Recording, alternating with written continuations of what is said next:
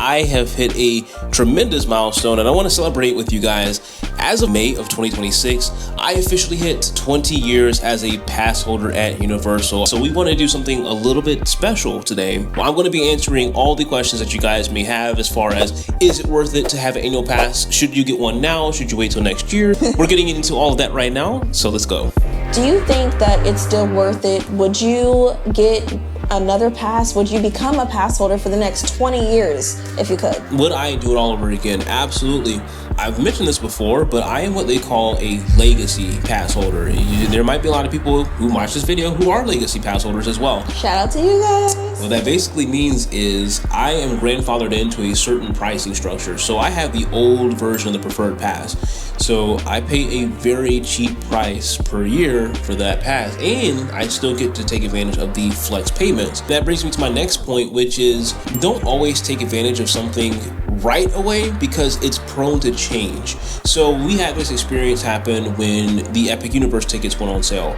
We were up at 4 a.m., bought the tickets, and then we found out like a month or two later that they were doing the pass holder previews when they were, and we scrambled to get our tickets converted. But honestly, shout out to Universal, because the fact that they let people do that in the first place was huge to me. Like, this is a brand new theme park that's opening, and they were so flexible, and it was like we got money back. And like Universal has a world-class customer service team. And yes, I was on the phone for 3 hours. But we got it. But we got it. Some money back. So hey, it worked out for the better. If you can wait, you probably should, because the kinks get worked out, things change, we learn, we grow, we get better.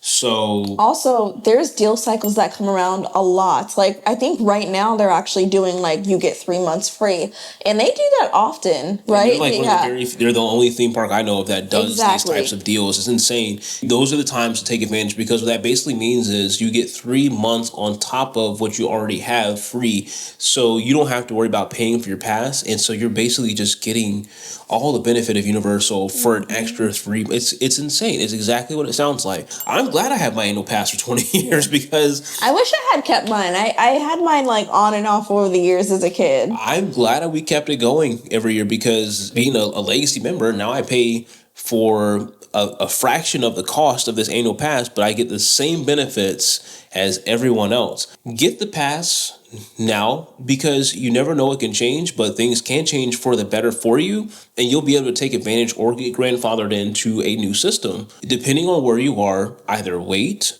to work the kinks out or just go ahead and take advantage of it, because you never know how things can change. All right, so we're turning up the heat here a little bit. What do you think is something that people waste their money on at the parks?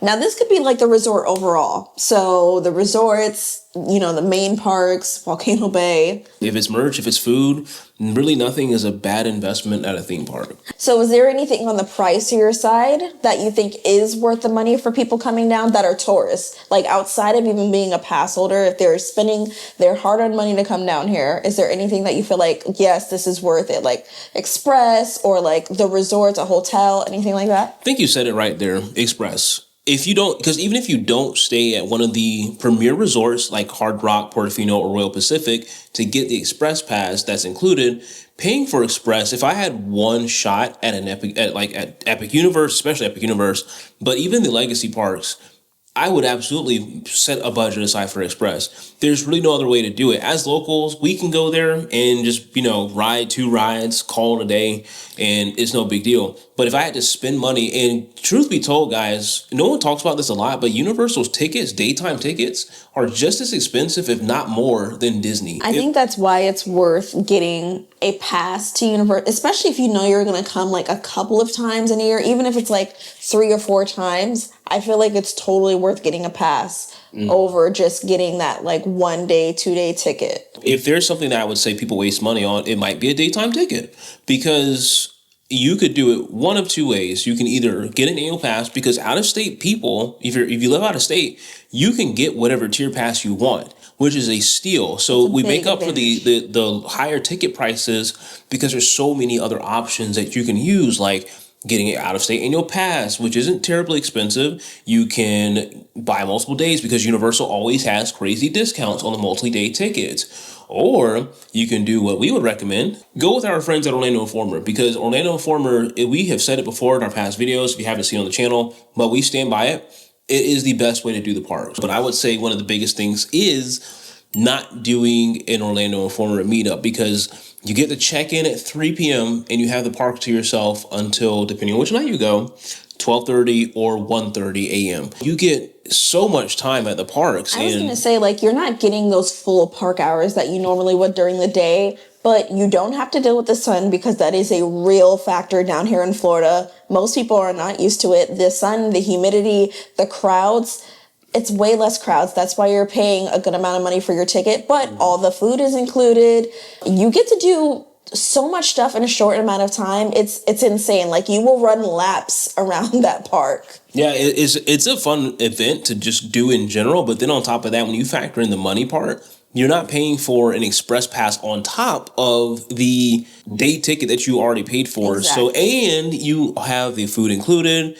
And if you want to stay at one of the resorts, which you probably would want to stay at one of the resorts too, that comes at a heavy discount as well. Typically about 15% you save on hotel stays through Orlando Informer. So if you haven't already, we'll be sure to leave a link in the description below. We have a meetup coming up in the summertime this year. Yes, this June. This June, both June 5th and June 6th, and then the following weekend after that. So stay tuned. If you haven't already got your tickets, be sure to pick those up. Another pro tip that I will give you as well is look for clues, because Universal is also giving clues right now. Let's go back to 2012 when, like, before we got Despicable Me, there was a giant elephant put outside the attraction building to signify what is going to be coming next. And I remember this thing broke the internet back at the time too, and everyone was just speculating, and it was actually not that hard to speculate apparently.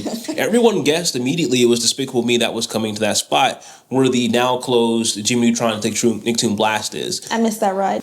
Before the Mummy came to Universal, they used to have, and I don't know if you guys, if you remember this, let us know in the comments, but they had the double-decker bus with the mummies on the bus out there in the Hollywood section, and there was like a little photo op, and I'll never forget it because we got a photo there, of course.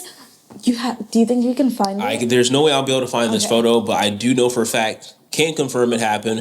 And this was before the Mummy ride opened up. It was to signify what was coming next. And right now, if you're looking for that, we have The Secret Life of Pets. Yeah, right now, there's a photo op in New York, and they are currently on the stoop of a building. You can go there right now and check it out. And that makes me so excited. I feel like The Secret Life of Pets would be such a welcome addition to Universal. And that brings me to my next question.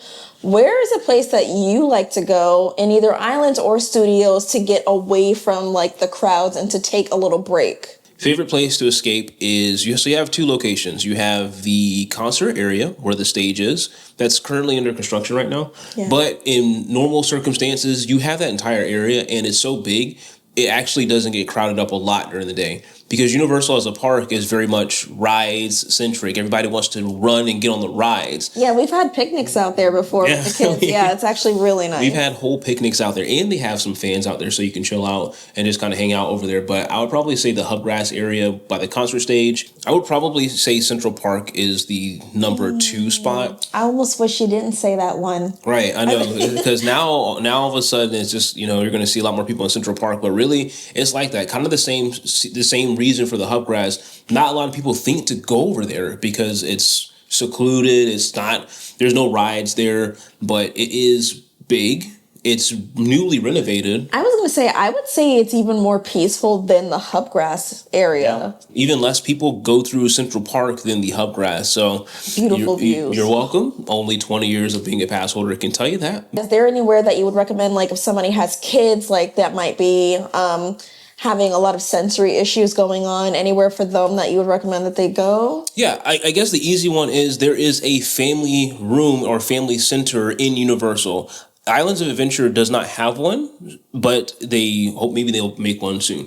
But Universal does have a dedicated family center in the studio audience center. So as soon as you enter the park, you go in, you go to the right, and there is an actual family center. So it has rooms like sensory rooms, nursing rooms for mothers, and outlets in there if you're pumping or anything like that. And overall, it's a nice, quiet area. And honestly, in all the years that we've been there, not a lot of people know about it. What do you think the biggest mistake that people who don't have passes that come to Universal make? The biggest mistake I have seen is trying to plan every second of your day. I would say use the app to your advantage. Set those alarms, set those notifications for different rides when they're back up, for your show times. You can do that with the normal parks. You can do that with Epic Universe. Make sure you take advantage of setting those alerts when something comes back up, or you can set a time for a show that you would want to see. Make it work for you. So this way you still don't have to be on your phone and you can still take advantage of the park. Making sure that you're doing research ahead of time and knowing like what you want to prioritize, because obviously if you're going for like one day, you're probably not going to do everything. So just making sure that you know, like, all right, these are the top 3 things that I want to get done. So, and if that is solid advice to you and if that has helped you in any way, let us know what you enjoy most about it. What are some of the, questions that you might have that we didn't cover in today's video? Also, because we love talking about stuff like this, if you guys have any kind of like old Universal like rides or attractions that we didn't mention that you want to talk about, please mention it in the comments because we love to talk that. If it has helped, let us know, and if it has not, let us know why. So that's new and got you in there. So be sure to like and subscribe if you haven't already. We will see you guys on the next one.